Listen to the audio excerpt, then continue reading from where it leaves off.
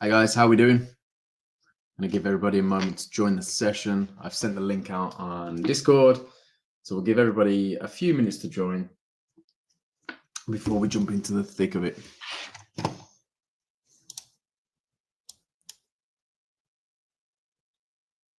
So there's been a bit of a pickup in downside volatility on silver today, which is nice to see. I narrowly evaded a long breakout on silver. How are we doing, Maestro? I hope you're all good, my friend.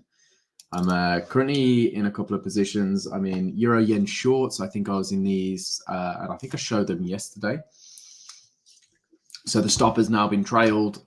It trails every kind of like few pips on a breakout. So it trailed as it broke out of these lows, trailed a little bit further, and now it's trailed again on the close of this hour. Maestro is short EJ as well. Fantastic work, dude. Fantastic work. It's nice to have a little bit of a relief on yen pairs, to be honest. After the past few weeks, it's kind of like this is just steamrolling. I always forget to turn this off. Like it's just been steamrolling for weeks and weeks and weeks, if not months, if not a year, right? So it's nice to have a little bit of downside momentum. I think probably just going to leave this to run till target. It's almost there, just under $20, which is great. I'm also in UJ buys, which will close in 2 hours, regardless of hitting stop or target. This closes at 8 p.m. UK time. So this will probably close for a small loss, I would imagine. But happy to take an L on that anyway, because I'm capturing the downside or the upside on the JPY via Euro Yen shorts. Had a relatively good day again.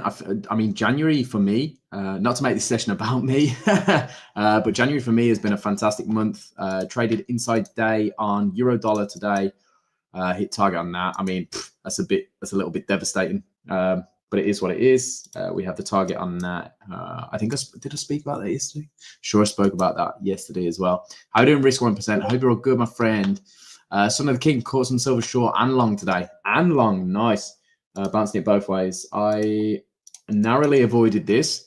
So I have a breakout strategy. And what candle's this? 1 a.m., which is 11 p.m. UK time. So I remember checking this before I went to sleep last night. And it was pretty much a full candle at the time. So I just left the order in there because I thought this will likely happen. I did think the way that the candle was forming, on market rollover, I was like, it's likely going to sell off for a bit. What I don't like to see is kind of the first candle after rollover, when this order updates, to then tag the breakout. I'm like, tagging a breakout on rollover. So I'll sometimes cancel those orders. But I kind of thought this was going to happen after the the past few days / weeks / years or a year on silver. But I'm happy to get in this breakout now if it continues. If it continues to move higher, I'm happy to leave this order in now. But yeah, a bit of what we notice. I've spoken about this quite a lot recently. Is the rankings in DarwinIA are very heavily correlated with volatility in metals and volatility in US indices. When we see those rallying, so when we see those rallying on the long side, generally the DarwinIA leaderboard has a bit of a reshuffling, mainly because most people are long, right? Let me just move this across here, put it back on one of my other screens. But then when we see like today, I think I was 50th this morning in the leaderboard. Now I have had a decent day again, so 0.3% almost. So I've gone up 12 positions. But I think what helps me in that in the leaderboard is the fact that silver's come down today, and there's been some downside momentum. So, but yeah, as I was saying, January so far is 3.83% for me, which is huge. Best month since October so far. So I'm hoping for another couple of weeks of strong performance. But it is what it is. We've got some profit to play with this month. So I mean, this is where you could approach this in two ways, right? Where we could go, well, your average performance per month, let's say, is 3%. I'm 1% above that. Do I stop trading for the month? Do I kind of take my profit and walk away? But I sit on the other fence. I'm like, well, if I'm up 4%, I'm happy to continue risking, because if it's a really hot month, I know that I can perform up to 10%, 7%, 5%. I know that there's more room for upside, but I'm also happy to give away one of this 4% or 2% of it end the month still in green. But I've given myself the opportunity to have, a bit of a banger month.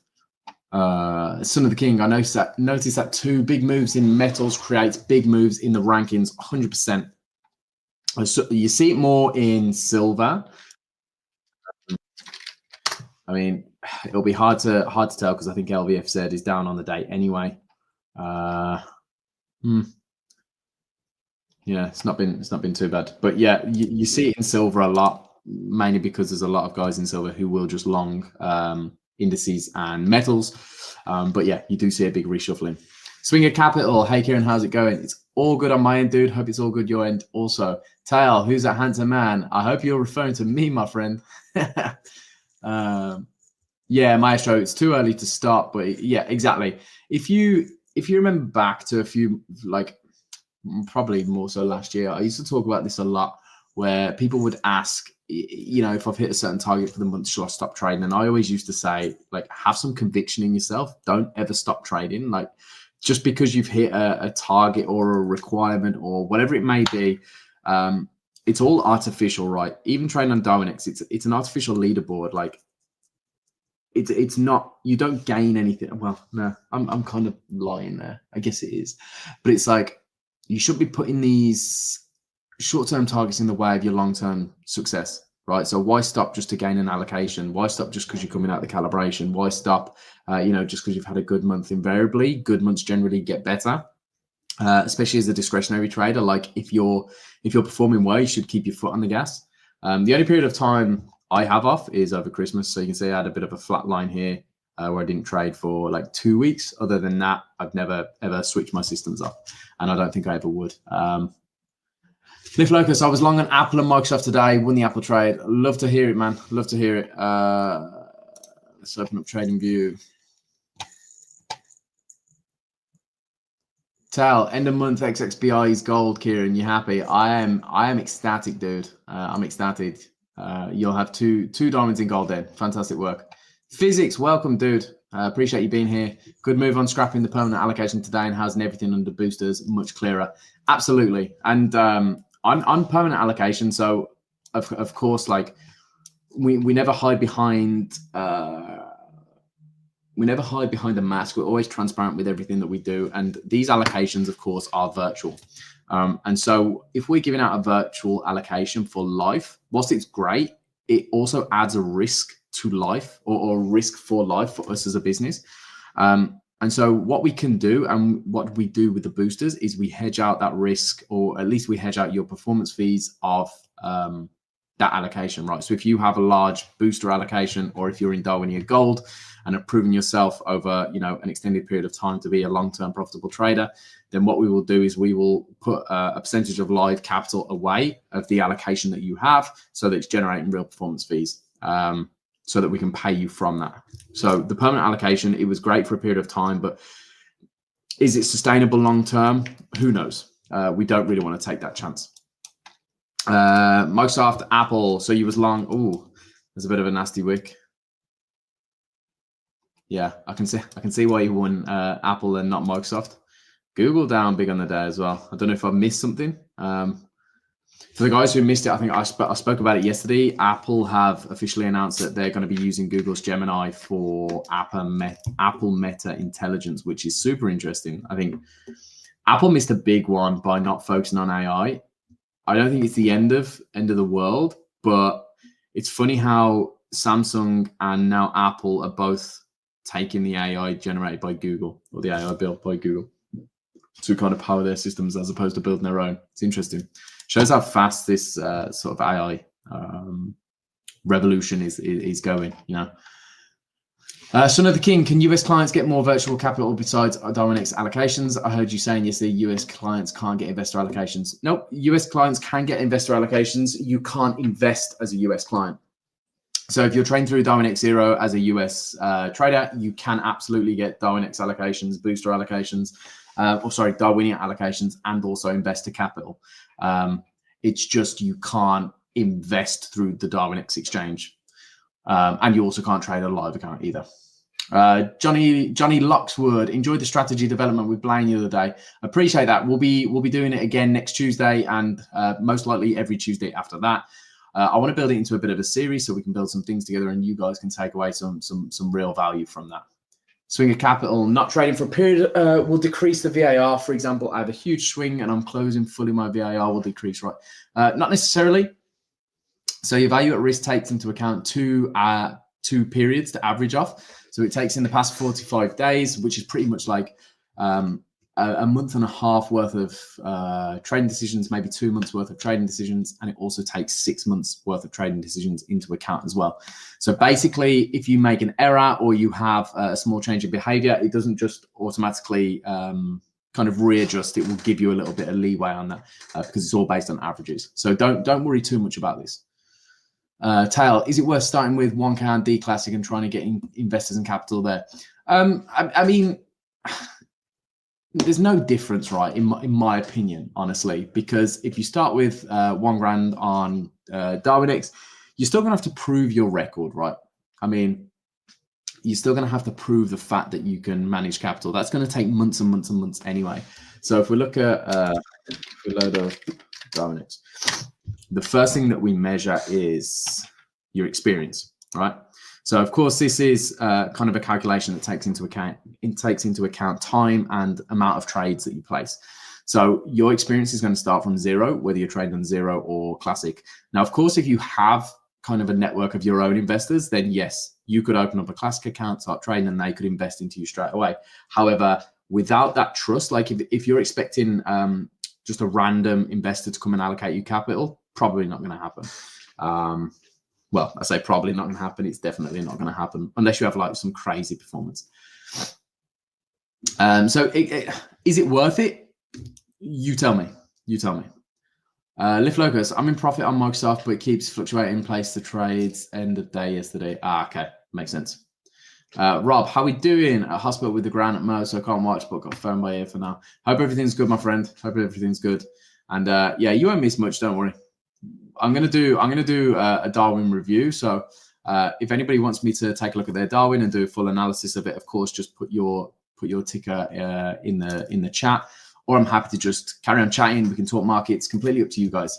Kid Story Corner, how we doing? Kieran, can you please help to explain how to stay under the radar of the risk engine? It's frustrating me by reducing my multiples. Okay, so let's break it down. Your value at risk is, let me get what's best for me to write on.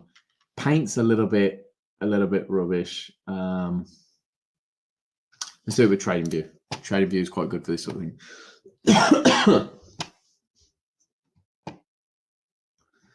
I've never explained it in this way before, so I'm going to try my best. But if it doesn't make sense, or if I'm not making sense, please tell me, and I will slow it down, and I'll try a different way. So we have your deleverage, which is calculated on a position by position basis. That feeds into your value at risk.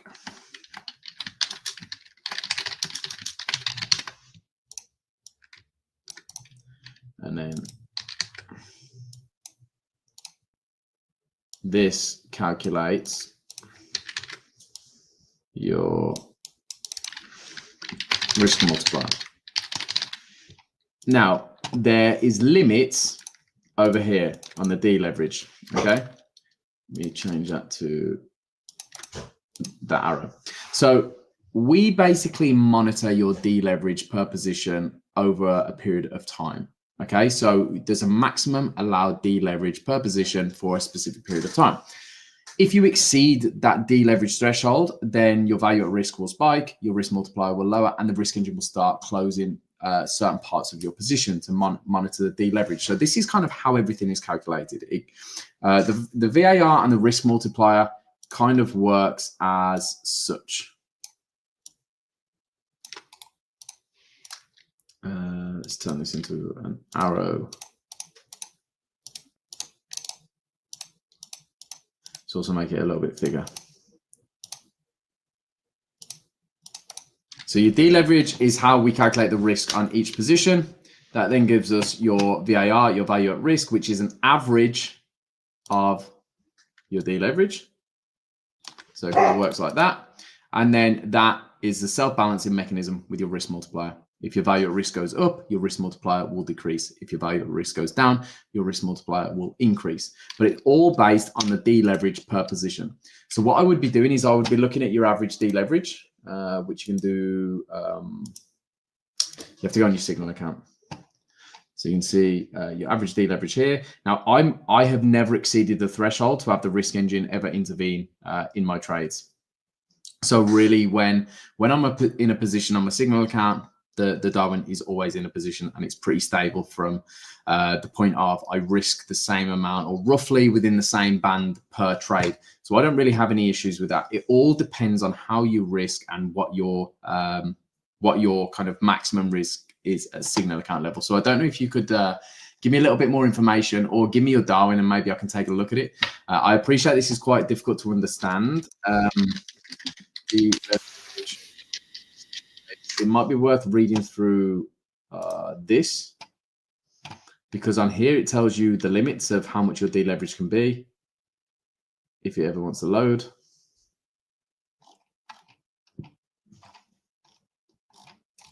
With limits, there is a limit. Just explain it somewhere.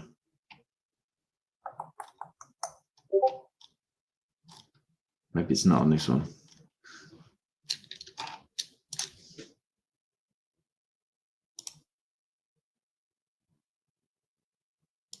I'll have to find it. I'm sure it's on one of the deleverage ones.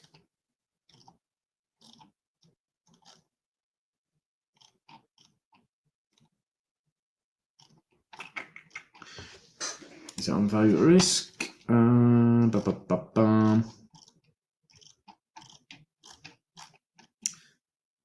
I tell you which one it might be on. It might be on the Darwinex K-base. It might be on this one.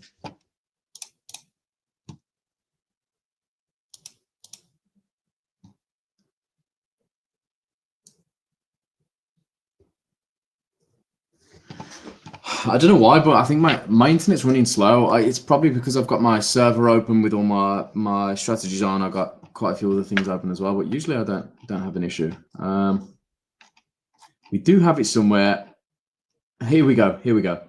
So this explains a little bit more about the deleverage. So you can see for positions lasting less than 30 minutes, the maximum deleverage allowed will be 16.25. If your deleverage exceeds that threshold, the risk engine will come in and start closing some of your positions. And you can see over time that deleverage comes down. So it's always better, in my opinion, although it doesn't really matter, risking less and letting the risk engine scale you up. You have less chance of the risk engine coming in and closing some parts of your position.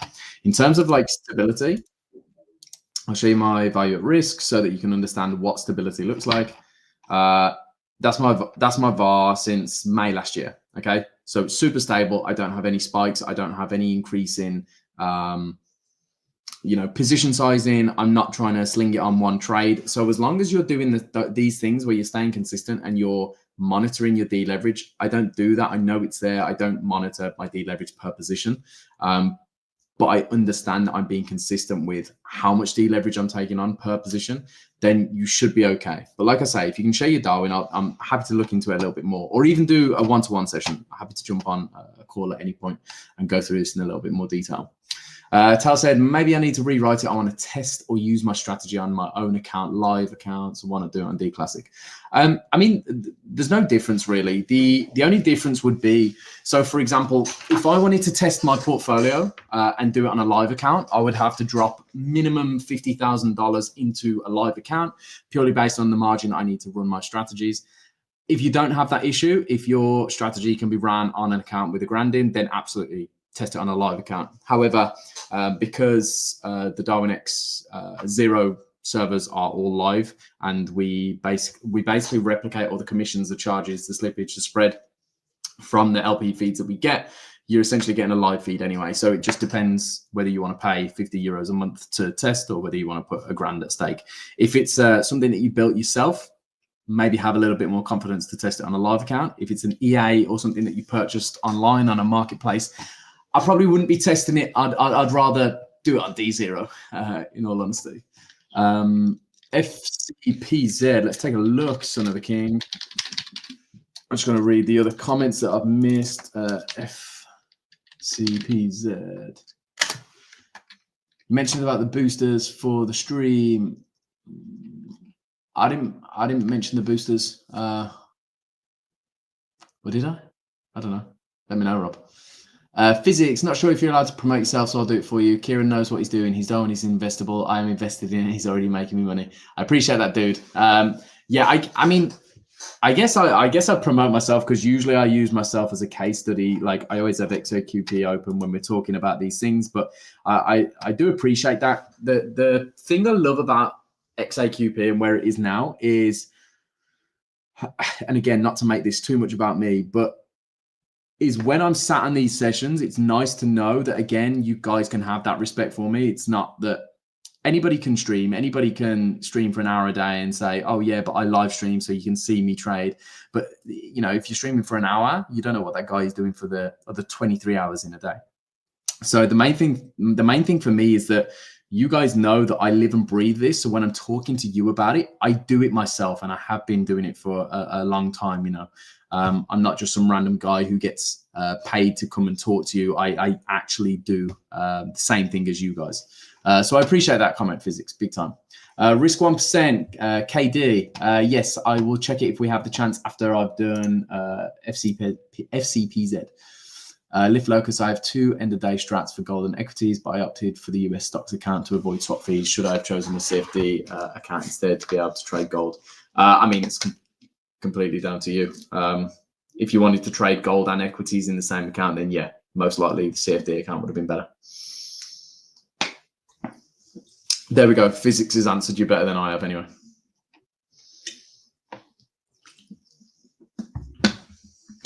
Appreciate that, Physics. Appreciate that. Kid Story Corner, IPUH, Darwinex, IPUH. Also, shout out to Physics as well. You've been smashing it recently. I presume I'm okay to share your Darwin because you talk about it publicly. Already qualifying for gold. How long are you in? Since June? Well, since August last year. It's 1, 2, 3, 4, 5. Just under 6 months. Already pretty much qualified for gold. It's just a matter of timing now. So big up to you, dude. You talk the talk, and then since August you've been walking the walk publicly and you know, talking about it on Twitter a lot. So massive respect to you, dude. Physics is my cousin. Is he actually though? Yeah, IPUH. Okay, so let's take a look. And then we'll get into the Darwin analysis. Okay, so your VAR's been increasing. Have you been changing anything in terms of there's four factors that will affect your value at risk?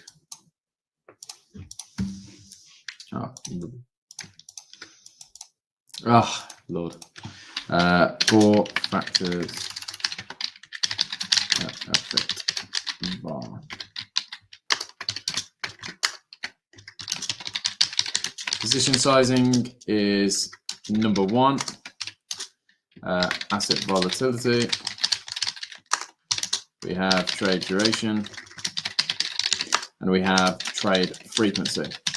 So these are the 4 factors that will affect your value at risk. Okay. Now the reason that I put loads of exclamation marks next to position sizing is because I usually split these into two different sections, right?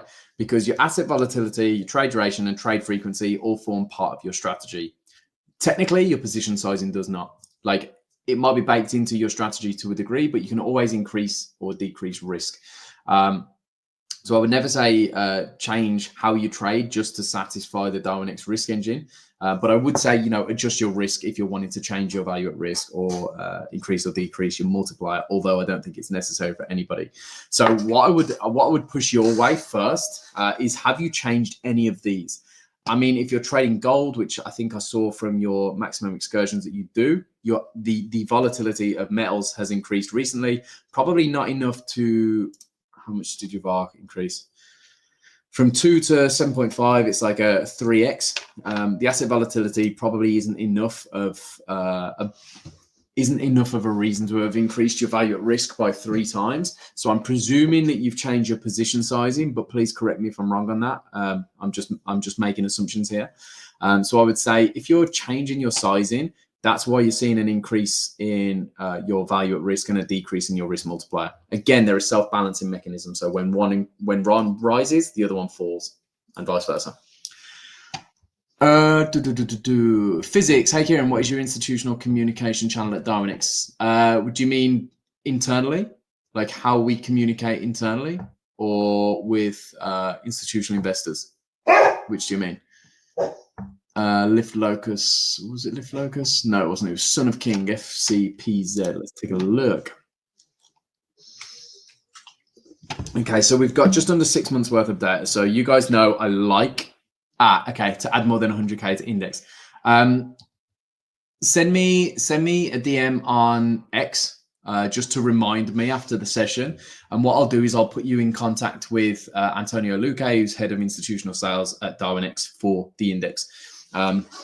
We have 2 ways to do that. You can invest it through the platform, or you can invest via an AMC. I know you're already an investor in the platform, so it might be easier for you to do it through the platform, but you can also invest via an AMC. The performance varies slightly with AMC, usually with the AMC being slightly higher because there's less commissions in terms of like converting currencies and stuff like that, because it goes direct through your bank.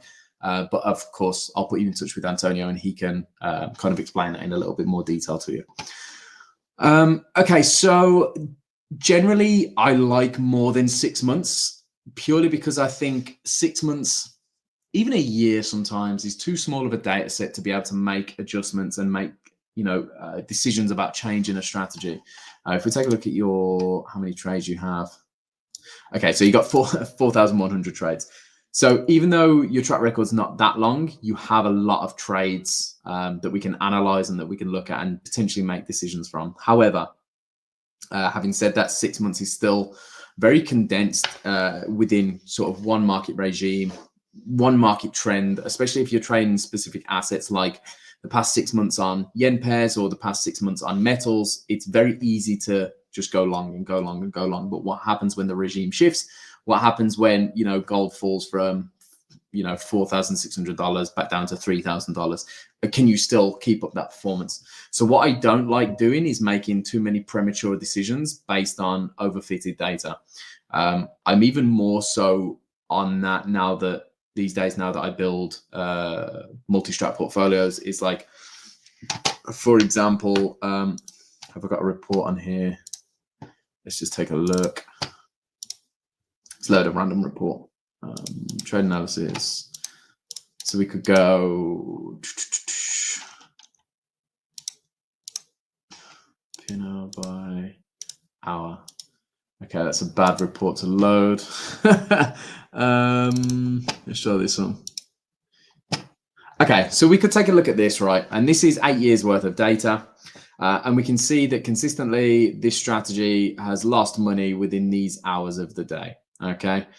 Now, if I look at that and I go, well, the answer's simple. I need to turn it off at 4 a.m. I need to turn it off at 9 a.m. I need to turn it off at 3 p.m. and at 5 p.m. Jobs are good, and because then it only wins.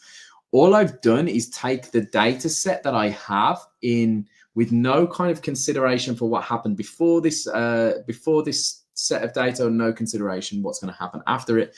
And I'm literally just removing the losers after the fact.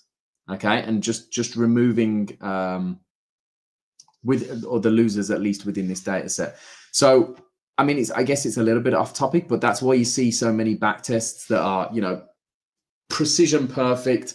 And if you go on MQL Marketplace, you will see so many indicators, or so many strategies, I should say, for sale that just have that perfect backtest result. And all people do is they just go through this and they just filter out and filter out and filter out all of the losers. Now, I did speak about this yesterday, is where there's a difference with overfitting, which does fit to what we're talking about now when we're talking about such a small sample set of data, and you know, trying to remove all of the winners and just double down on, remove all the losers and double down on the winners, is you run the risk of overfitting that strategy for that period of time. Now, I did speak yesterday on the difference between, for example, and this is a perfect strategy to look at, is going, okay, well, this underperforms on this hour, this hour, this hour, and this hour, and just turning off the random hours that the strategy is unprofitable. Whereas we could look at, for example, going, well, what I'm going to do is I'm going to shut the strategy off at 8 p.m. and I'm not going to let it trade until, you know, whatever time it may be. Let's say 10 a.m. So all I'm going to do is I'm going to let it trade this period of time here. Yes, I'm going to remove some winning trades, of course. I'm also going to remove some losing trades, but that's where it's the most consistent. And deciding, okay, there's a time window where historically it works better as a strategy, rather than just randomly removing the hours. I think if we create a what if, so it's 0, 4, 9, 15, 17. So if we remove 0, 4, 9, 15, and 17, everything else is ticked. We'll create what if alternative. Let's delete the euro yen one. So we've now got a version of that strategy where it just doesn't trade those hours. Now, if we look, it's gone from a profit factor of 1.4 to 1.85. Win rate's gone up by 7%. Max drawdowns reduced. The profit has obviously increased. So we go, where's the what if?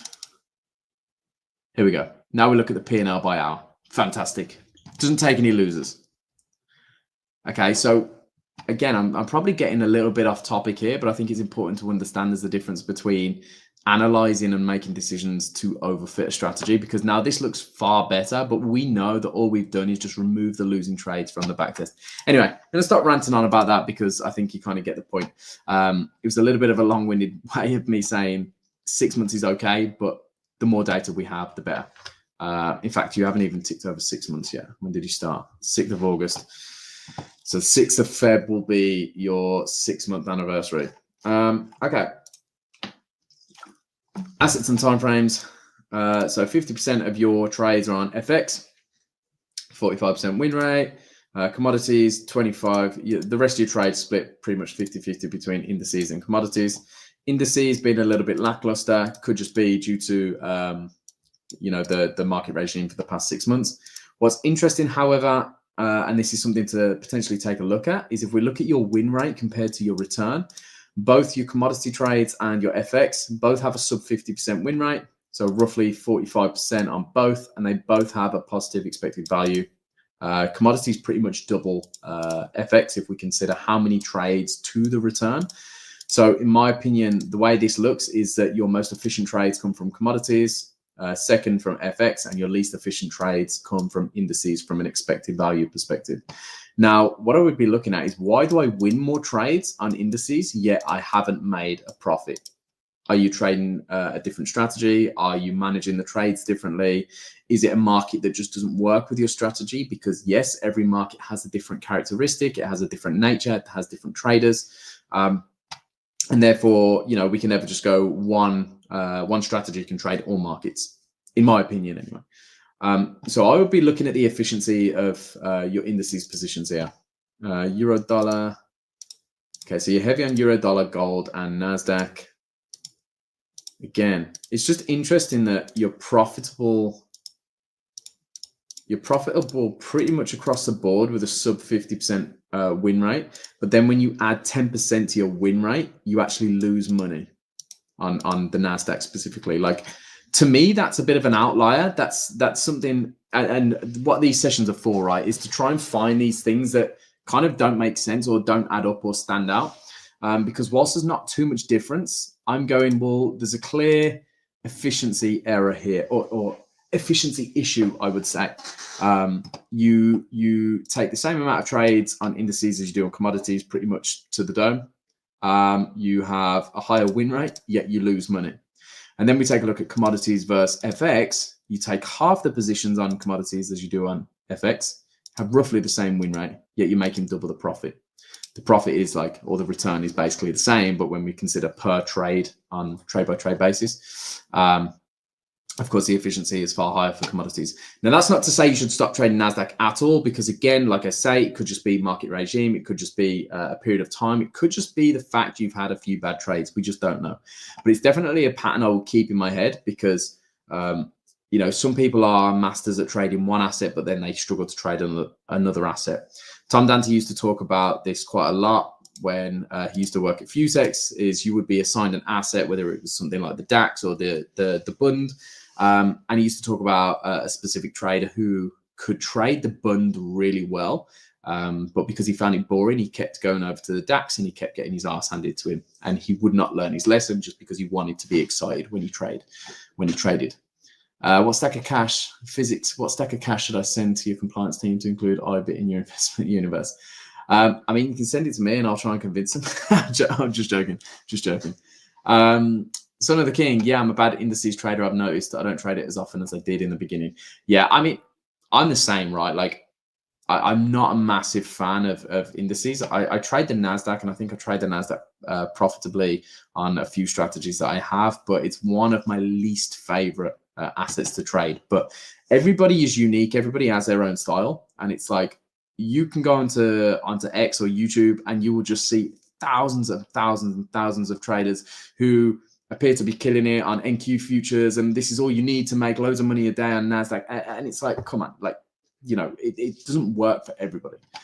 Risk 1%, I think I'm quitting gold this year as well. It's not for me. Yeah, again, gold moves in a very unique way. I tend to think with something like gold or NASDAQ, these are very, you know, specific pairs here, is that you can kind of come in every day with this pre-baked bias that the asset should move up in value. It's not going to do it every day. And of course, depending on the market regime you have, of course, that's not going to happen.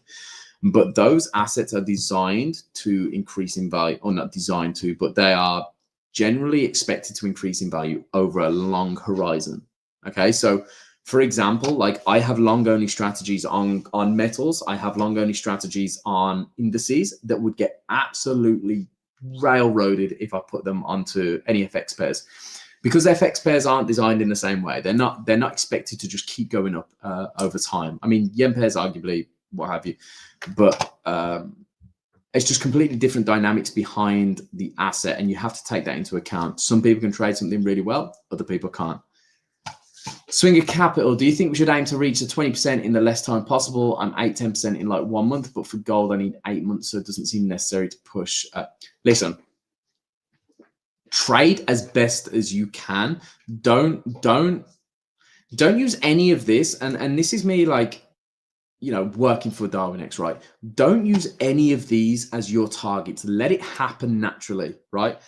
Again, going back to my point about stopping trading if you've had a good month or what have you, just let the market unfold in front of you. If you have a great month, fantastic, bank it, but don't start saying, and I'm not saying that you are, but I'm just kind of warning you on this, is that all of these things, they mean nothing, right?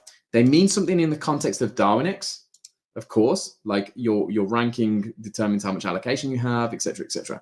But in 6 months' time, you're not going to be worried about your position today. You're not going to be worried about the allocation that you have right now. So it's nothing to worry about in terms of like setting it as a target. Of course, you can say, yes, getting into gold is my target, but time will happen. It will take 8 months minimum. I just best let it do its thing.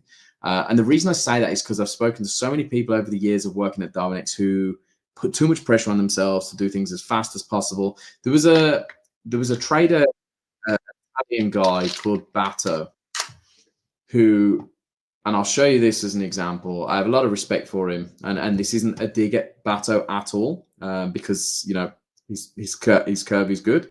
But he did, in his first 2 months, I remember it happening in April, May 2024. He basically hit gold in 2 months. Okay. And then what happened?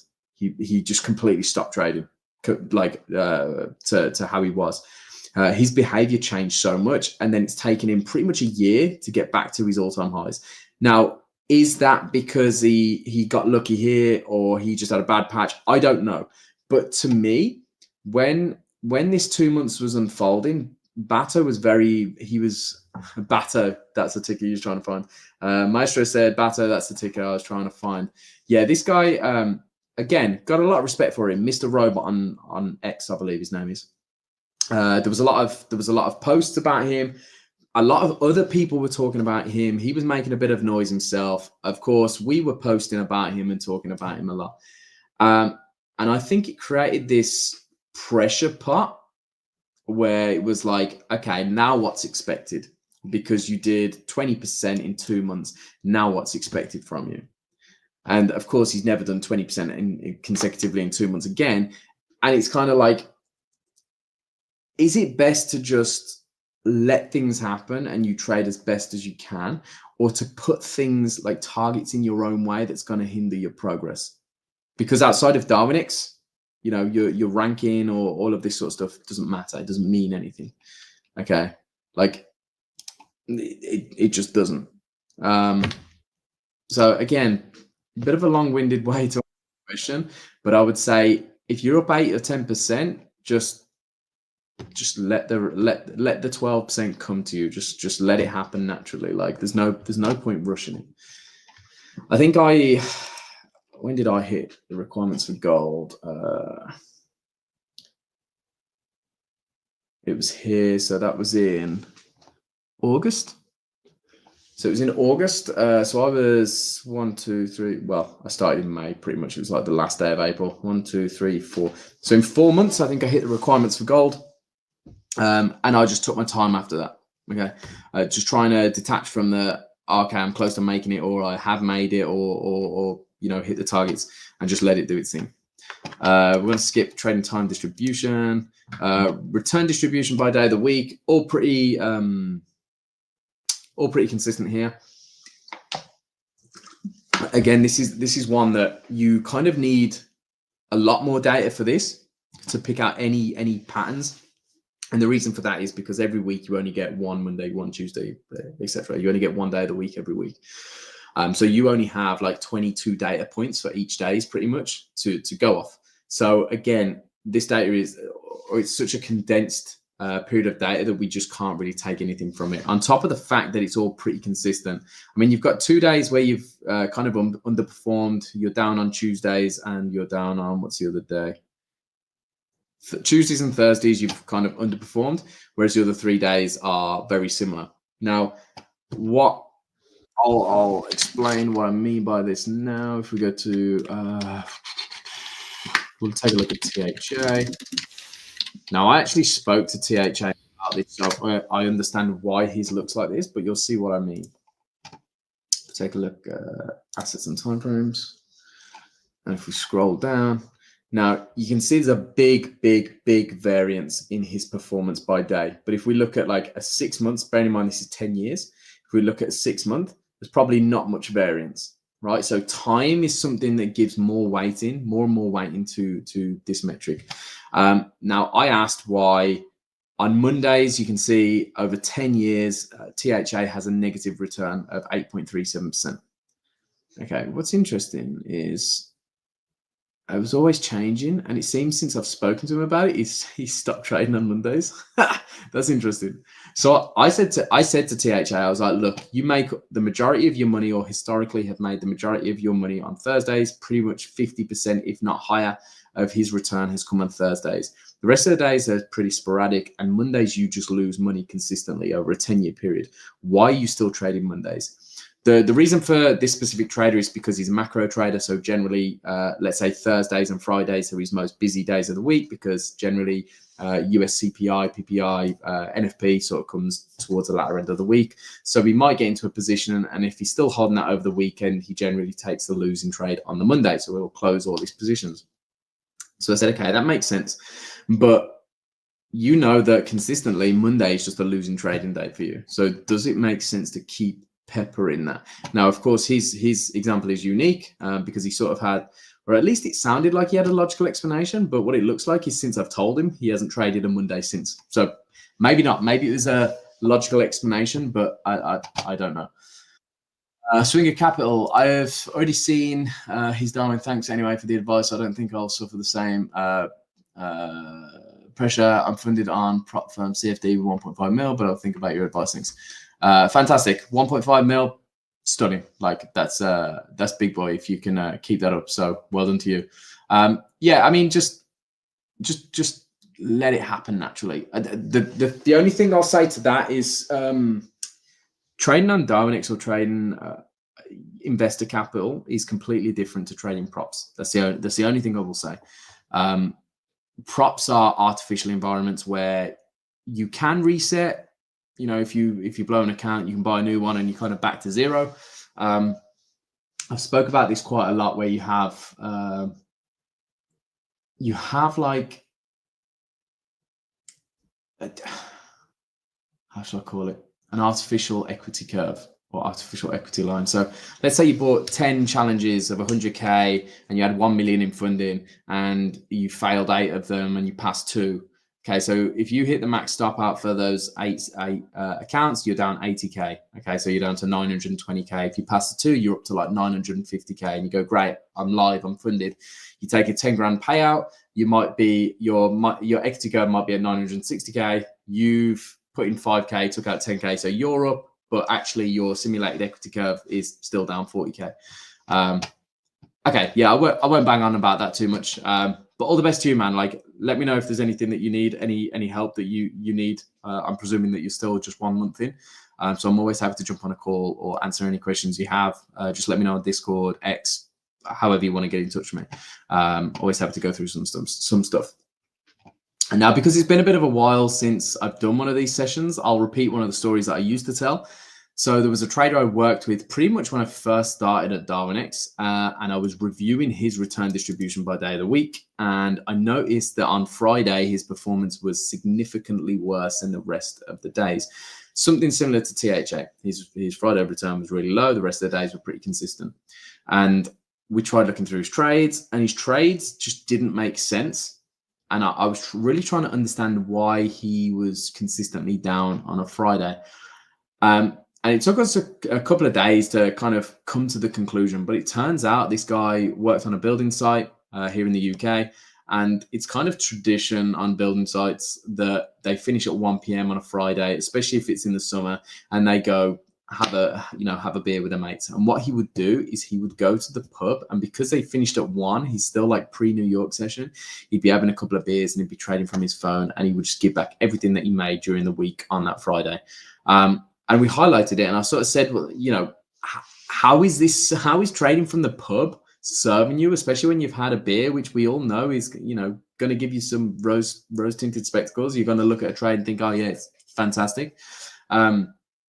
So eventually he stopped doing that, and when he went to the pub, he would just leave his phone in his car, in his pocket or something, and he turned it around. But it took me trying to figure out why his performance on a Friday was really poor. The other example I had of this was I was working with a girl. Again, it was around the same time period. I think the girl I worked with was slightly later on. And her Wednesday performance was a lot worse than the other days. It wasn't like crazy, but there was a noticeable pattern. And we went through all of her trades, and we noticed that there was like some slight differences, or a bit of a variance between the trade she took on a Wednesday and the trades she took the other days. And basically what we dug it down to, again, after a long conversation, was that Wednesday was the only day of the week that she would drop her kids at school. And so she would always try and take a trade before she left the house. Okay, so she was in this rushed mindset. So trying to juggle trading with kids and you know, the school run and all this sort of stuff, and she would just make poor decisions in the heat of the moment, and therefore it affected her performance. But again, she was so numb to it, she didn't realize, and she just carried on and on and on, doing the same thing again and again and again, until we sat down together, and I was like, listen, there's a pattern here, there's something that's happening that needs to be diagnosed. Is it a strategy related issue? Is it something that's, you know, for example, you're trying you're trying to do a trend following strategy on a day that is, you know, known for mean reversion. I don't know. Or is it something that's, you know, personal to you? Are you doing something on these days? Is it a day of the week where you go into the office and therefore you don't have your train set up? Like, it's all of these different factors that can come into play here. And I'm not saying that every day has to be as consistent as possible, but sometimes there's a low hanging fruit that you can change just to improve your performance or to decrease your poor performance, let's say. Swing of capital. Yeah, I know the difference a lot. A lot of influencer on Darwinex will not even be profitable, but on prop they are. That's not the case for me. Yeah, absolutely, dude. You hit the nail on the head. I couldn't even tell you the amount of influencers that have come through to Darwinex, announced that they're doing something new and you know, publicizing their track record, and then after a month they quit and give up. I won't share the list because no, that one's okay. It's the cancelled Darwin's list that I have, and I have a list elsewhere of influencers who've come in and done that. It's always interesting to keep an eye on them and see how long they last. Generally, what I found, the louder someone is, the worse they are. So when somebody starts, the louder they become about starting their track record, the more worried I get. Just because it's a pattern I've seen time and time again. Okay, so we've got 5 more minutes left before my kids come home and my house turns into carnage. So let's go through some of these statistics. Daily trade frequency 35. Dude, are you trading like, I mean, it's not quite HFT, but that is a lot of trades, man. A lot of trades. Trading with a positive risk to reward of 1.33, duration ratio 0.95. Essentially, your winning trades are the same in length as your losing trades. It isn't necessary to have a positive ratio, but it sometimes shows, specifically more so for discretionary traders, it shows that you have the ability to hold winning trades and be able to cut losing positions. If you're a discretionary trader and your duration ratio is really poor, to me, sometimes that can indicate that you have an issue with cutting a losing position, and you also have an issue with letting your winners run.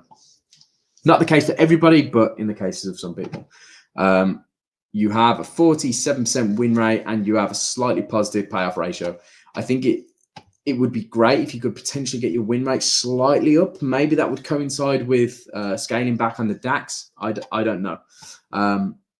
Or trying to extend your winning trade slightly. I don't think it's necessary, but because you're profitable, any change that you make on here, even slight, will like pay off massive dividends to you. Like Son of the King, I scale in and out and just don't take one positions. That's why it's all 35 days. Are you a manual trader? Do you take all these positions manually? If so, like, dude, I don't know how you manage that. Like, I'll be stressed up to my nuts every day. It's more like 5-7 core trades a day. Okay, and then you just pepper multiple positions. That makes sense. Maximum excursions. I mean, let's try and tighten up these. So what I don't like, and again, the guys who've come to these sessions in the past, you know, I like consistency. I love consistency with this. I'm not happy, but I don't necessarily mind massive winning days, because again, it shows you can hold a winning position. It shows you know when to put your foot on the gas when you're in a winning trade. Absolutely fine. When we have these massive spikes to the downside, I don't like that. We could tighten this up massively. I need my Epic pen back, but it won't let me download it for some reason, so I can draw on my screen. But what I would do is I'd try and do some work, giving yourself like a max MAE cap and calculating what your return would be if you'd have enforced that cap. So for example, this big losing trade down here, I think you closed it up here. There is a little black line there which shows where you actually close the position. So it was a losing trade anyway. It wasn't a winning trade. Okay, what would happen if I'd have cut it at just past my average? Where's your average? 0.2. So your average is way up there. The concern of this, and it's not really a concern, but in my opinion, the concern of this is your average negative excursion is 0.02%. Okay, so that's how far an average trade will go against you before it's closed. But your worst is 3.19. There is a huge, huge, huge variance between those two numbers. And it's not the end of the world, but I would definitely be looking at that to see if you could reduce your moving forward, reduce your worst negative excursion to be more in line with a median. Same on the positive side. Like, is there a way to stretch this out so it's close to the best possible excursion, or bring that down so that you're taking more from or less from more trades, if that makes sense? Value at risk, pretty consistent. Like, it's pretty spot on. At the beginning, it took a bit of time for the VAR to catch up, but ever since then, your bands have been so tight. So fair play to you. Even though you're entering multiple positions, like, your value at risk stays pretty constant throughout the whole thing, which is great to see. Your monthly rotation, does that only show from? Oh no, that is your track record length, isn't it? You've been training a lot less recently, which is interesting. Yeah, but it doesn't show us too much. But yeah, overall, I mean, fantastic start. We've been going what, 5.5 months, and you've done almost 11%. If in another 6 months you've done another 11%, you're looking at a 20% year annualized return. Like, it's fantastic. Most people can't do that. Most people can't outperform the S&P. Most people can't outperform, their peers.